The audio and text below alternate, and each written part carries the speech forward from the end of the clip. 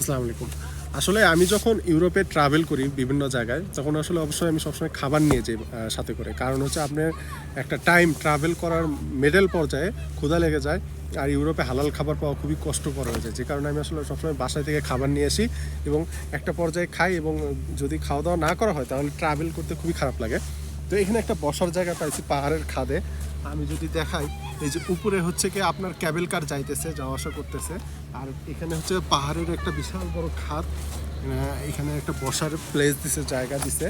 তো আসলে এই যে এখানে এর ভিতরে কিছু স্ন্যাক্স জাতীয় খাবার নিয়ে যাচ্ছি। তো আসলে আমার বন্ধু বান্ধব আছে, আর আসলে উপরে গেছে, আর একটু পরে আসলে আসলে একসাথে খাওয়া দাওয়া হবে আর কি। তো এই হচ্ছে বিষয়। তো পানি টানি বের করি।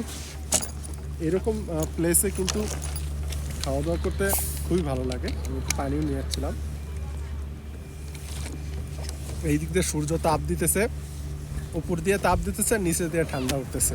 খুবই কষ্টকর একটা মুহূর্ত, কিন্তু যখন ট্রাভেল করবেন এই কষ্টটা কিছু মনে হবে না। বাসায় যে যখন হচ্ছে কি এই ভিডিওটা দেখবো, এই ছবিগুলো দেখবো, তখন খুবই ভালো লাগবে। আমি এই যে এখানে কিছু, এটা নুডলস না, এটা হচ্ছে গিয়ে বাংলাদেশি প্রাণের হচ্ছে গিয়ে লাচ্চা সেমাই, যেটা সেটা নিয়ে যাচ্ছি। সকালবেলা রান্না করছিলাম। আর এখানে পানি, এইটুকু হালকা পাতলা নাস্তা টাস্তা করলে আমাদের ইনশাল্লাহ কাভার হয়ে যাবে।